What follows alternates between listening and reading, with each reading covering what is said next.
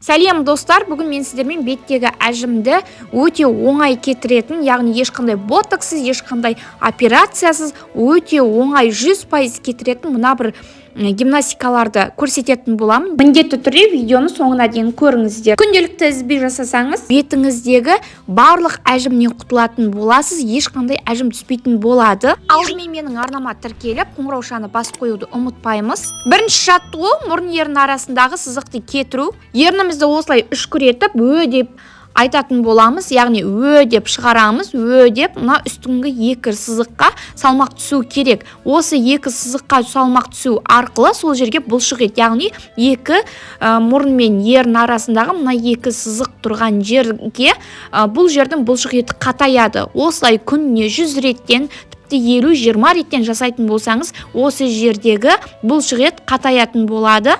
Екінші жаттығу бұл иегіміздің астындағы подбородокты кетіретін жаттығу.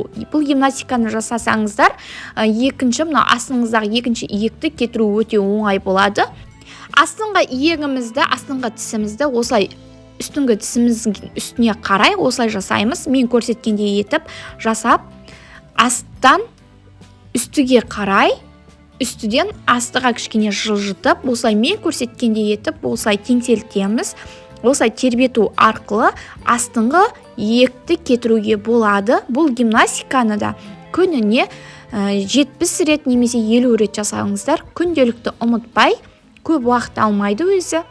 Көп адамдарда қате түсінік бар, яғни бұл беттегі түскен әжімді кетіру өте қиын, мүмкін емес, тек қана операциялық жолмен ғана кетіре алады, немесе ботокспен дейді. Адамның бетінің бұлшық еті өте әлсіз болып келеді, сондықтан бет терісіндегі бұлшық етті қатайту үшін үнемі гимнастика, бетке массаж жасап отыру керек. Міндетті түрде осыны жасау арқылы, осы массаждарды жасау арқылы, бетке гимнастика жасау арқылы бетті ұзақ уақыт әдемі етіп күтуге болады. Келесі біздің жаттығуымыз, келесі массаж, бұл бетіміздегі, яғни көз айналасындағы мимикалық әжімдерді кетіру. Мимикалық әжімдер болмаса да, бұл бетке әжімге қарсы жаттығулар массаж болғандықтан, мұны міндетті түрде қалдырмай жасаңыздар. Өйткені уақыт өте келе 25 жастан асқаннан кейін кез келген әйел адамның көз айналасына, бет әлпетіне мимикалық әжімдер түсе бастайды.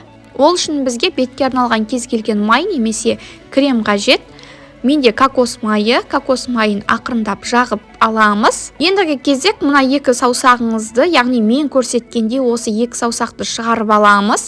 Осы саусақпен бетті, яғни көздің айналасын, көздің астын, мұрынның екі жанынан самайға қарай тартқылаймыз. Ысқылап тартқан кезде күш тек қана мына екі саусаққа ғана түсу керек. Барынша осылай тартқылап бірнеше рет қайталап жасаймыз. Бұны 50 рет немесе 20 рет жасауға да болады. Көз айналасындағы тері өте әлсіз болғандықтан ол жерге мерзімнен бұрын әжім түсуі мүмкін. Сондықтан міндетті түрде ол жерге бетке жалпы массаж жасау арқылы бетіңізді ұзақ уақыт қалыпқа ұстауға болады. Бетіңізге неғұрлым көбірек массаж жаттығу жасайтын болсаңыз, бетіңіздің бұлшық еті соғұрлым қатаятын болады. Беттің бұлшық еті қатайған кезде ғана бетіңізге әжім түсуі өте қиындай бастайды. Сондықтан міндетті түрде массажды және жаттығуды жасауды ұмытпаңыздар. Мына мен көрсеткен жаттығуларды күнделікті үзбей жасау арқылы, яғни күніне әр жаттығуға 10 реттен қосып жасау арқылы бетіңізді бір аптаның ішінде сіз нәтижесін көретін боласыз. Енді жаттығу өзгере бастады. Келесі жаттығуымыз тура мен көрсеткенді жаңағыда жасаймыз да, қайтадан бері қарата, төмен қарата, иектің астына қарай түсіп, иектен, яғни X жасаймыз. Осы жаттығуды бірнеше рет қайталап жасайсыздар. Байқасаңыздар, бетім кішкене қызара бастаған, жаңа азғантай ғана жаттығудың өзіне бетім қызарып, беттің қан жасушасы жүріп, бетім кішкене қызарып, көрдіңіздер ме, уже кішкене байқалып тұр. Бетіміздің терісі өте әлсіз болғандықтан, біз ол жерге көп күш түсіре бермейміз, тек қана күлген кезде ғана көздің айналасына мимикалық әжім жиналады және мынау мұрын мен ерін арасы міндетті түрде сол жерде ғана әжім болады, қай жерде қимыл болады сол жерде ғана әжім пайда болады. Сондықтан барлық теріні қимылдату арқылы ғана барлық беттің терінің яғни бұлшық етін қатайту арқылы, жұмыс жасату арқылы осылай бетімізді әдемі етіп ұстауға болады. Осы көздің айналасындағы, яғни көздің астына арналған мына жаттығуды қайта-қайта менің видеома қарап бірнеше рет жасай беріңіздер. Менімен бірге жасаңыздар. Қайта-қайта қолдарыңызды үйрету үшін мына видеодағыдай етіп, менікіндей етіп бірнеше рет қайталап жасай беріңіздер. Бетіңіз құрғап кетсе, қайтадан кремді немесе майды тағы бір жағып алып, қайтадан осылай массажымызды жасай береміз. Қазір енді жайлап келесі жаттығуға көшеміз.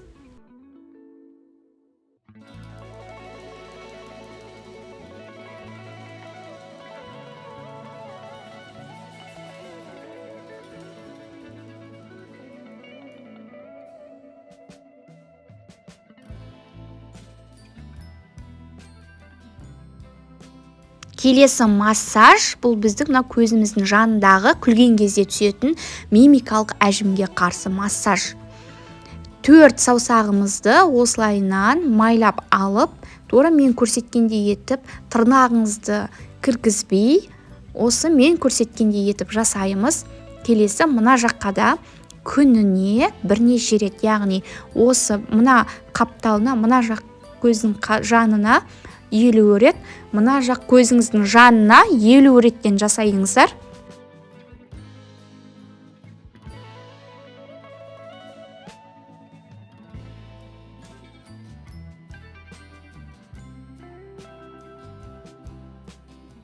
Келесі жаттығуымыз мына 4 саусағымызбен көздің жанынан астыға қарай, иекке қарай мен көрсеткендей етіп жасаймыз. Осы массажды бірнеше рет жасаймыз. Бұл жаттығулар беттің терісін қатайтады, яғни бетіңіздегі тері салбырап кетпес үшін, яғни салбыраған беттің терісін де қатайтатын жаттығу, массаж.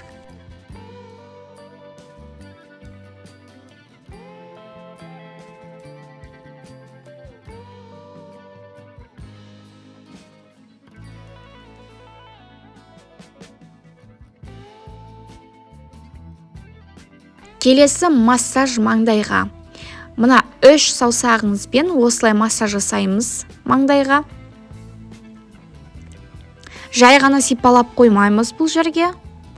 Барынша мына 3 саусаққа күш түсу керек. 3 саусаққа күш түсу арқылы мына теріңіздегі жасушаны, өлі жасушаны тірілтеді. Мен сіздермен бет күтіміне байланысты бірнеше видеолармен бөлісетін боламын. Сіздер оны жіберіп алмас үшін міндетті түрде осы парақшаға менің каналыма тіркеліп, қоңыраушаны басып қоямыз. Видеоны бастапқы кезбен салыстырғанда қазір менің бетім қызарған әлдеқайда. Бұл дегеніміз бет терісінде қан жүріп жатыр деген сөз. Бұл біздің бетіміздің бұлшық етіне пайдасы өте көп. Сондықтан беттің бұлшық етін қатайту арқылы бұл массаждың бізге көмегі болып жатыр. Бетіміздің бұлшық етін қатайту арқылы бет терісін әдемі етуге болады.